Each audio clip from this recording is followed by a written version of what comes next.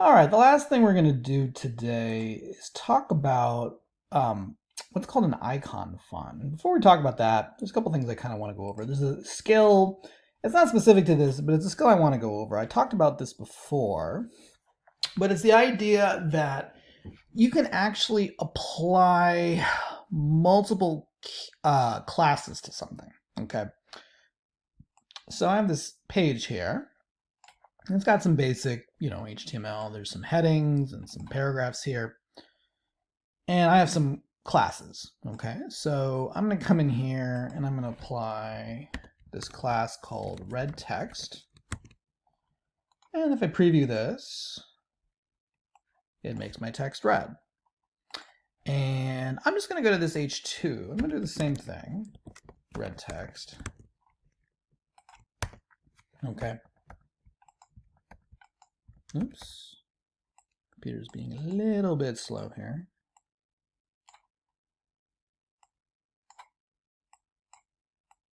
All right. So, all right. So I have a heading 1 and a heading 2 that are both red, right? And let's just, for the sake of argument, say that I would like the first heading to be, let's say I want it to be Helvetica, which is a sans serif font, and I want the second one to be Courier. So if I go back here and I come in here and let's say I apply Courier, the problem is it's going to apply to both of them, because when you apply a class, it applies everything that's in the class. And since they both have the same class, they both get the same visual properties, right? So I can't do this. Now I could do something like this where maybe I make, red text and red text 2, and, they're the same properties, except maybe instead of, red text 2 is Helvetica instead of Courier or something like that, and I can apply red text 2. But that starts to get you start getting all these extra classes, and it's not really the most efficient. So there's actually a better way of doing this, which is we can actually add multiple classes to something. So we can combine classes with each other. So for instance, here I have red text. Both of these have red text.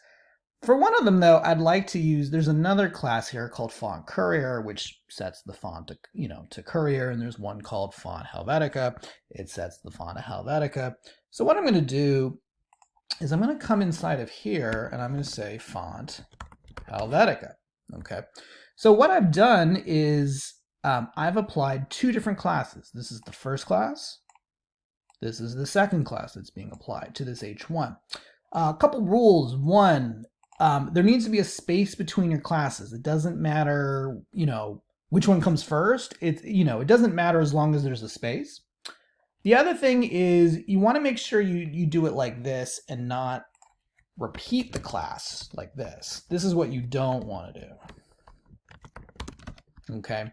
If you were to do this, what would happen is this would actually replace this, because you can only have one class attribute per tag. So you can't do something like this. Instead, you'd want it so that they're both class names are inside of the quotation mark value here. Okay. So I'm going to do that. And then for the second one, let's do Font Courier. And so, oops, I forgot the T there. Okay. So this is Helvetica. This is Courier. You can double check it by just doing a little inspect. So I am clicking here, and you can see that it's getting two different classes, one that sets the color and then one that sets the font. And if I click on Courier, I get the same option there. Okay, so you can put as many classes as you want. So if I come back, I'm going to do, let's do class equals green text and Font Courier. So I'm combining green text, which sets the text to green, setting this to the typeface. Okay. And in fact, you can have as many classes as you want. There's really no limit. So I'm going to come in here and I'm going to say class equals purple text, and I'm going to set it to Courier, font Courier, and let's use, there's another one called underline, which sets an underline. And if I apply this, you can see all three of these classes are being applied. So you can apply as many classes as you want. There's no limit to how many you can apply. All right, so that's just the idea of having multiple classes. The next thing I really want to talk about is something called a framework, okay? This is something that comes up when you start getting into sort of advanced web development. And essentially, at the end of the day, a framework is prepared code that exists on a server that can be shared, okay? So essentially, what this really means is, like, imagine for a second that instead of you writing all of the CSS from scratch, imagine I wrote a bunch of CSS and I just gave it to you. Like, imagine I gave you a CSS document that you could just download. So rather than having to, write everything from scratch, you can just use my code, okay? This is what's referred to as a framework, okay? And we're going to talk about frameworks kind of throughout this class, and in the second section of this, the 1.7.3 class, we're going to get a lot more into when you get into JavaScript. But essentially, it's kind of a way to save time. So just to give you kind of an idea, I created a simple framework, okay? The framework is just a bunch of code that's being stored online. Oops, wrong file here. Let me find the correct file.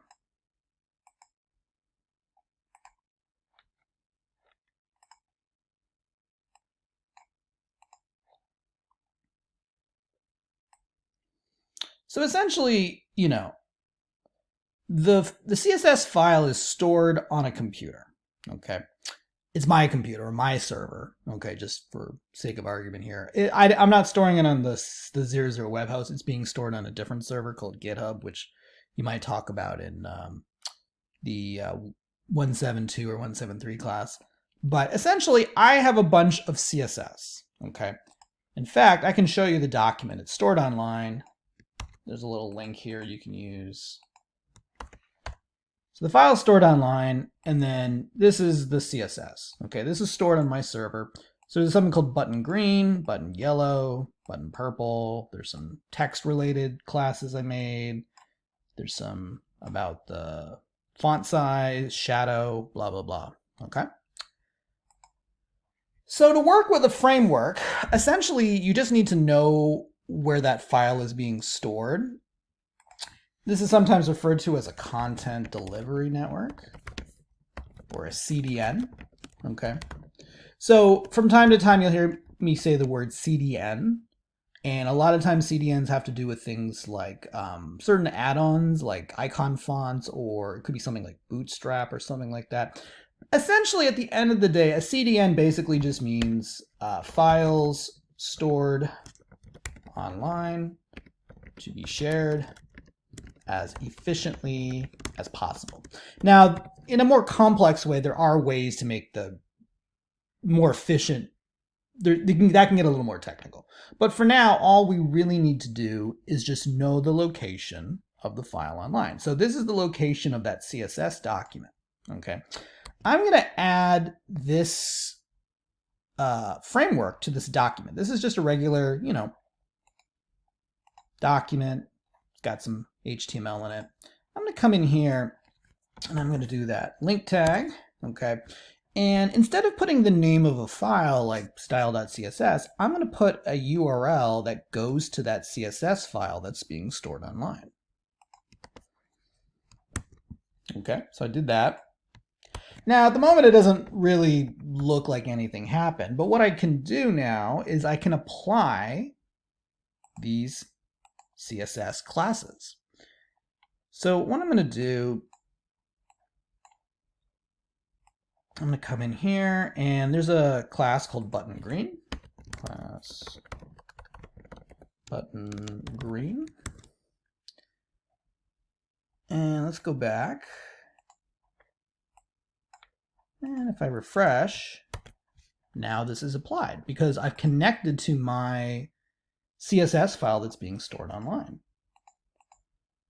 I can do, let's do button purple.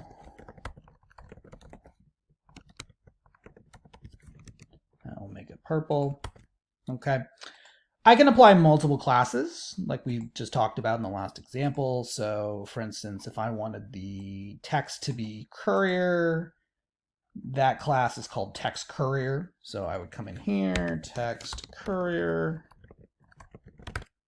I'm going to make the text bigger or smaller. So there's one called size large.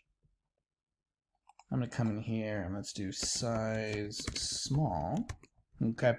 When I come back and I refresh these, you can see that it's affected my text.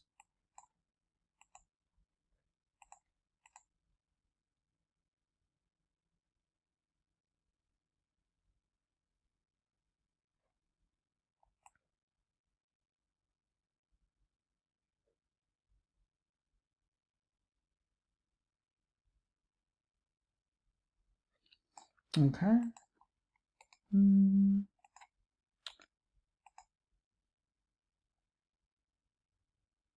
Oops, it seems like there's a slight issue with my code here. Yeah, that should be, let's do, that should be lowercase. That's the problem here. I'm going to change this to font. I'll fix it for you guys before you guys come in here, but I'm going to fix it for mine. So let's do size medium. That should, little code error there.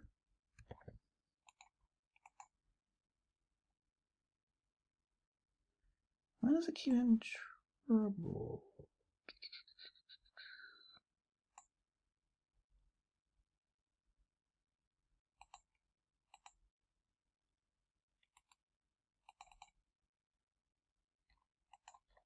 I have to fix it.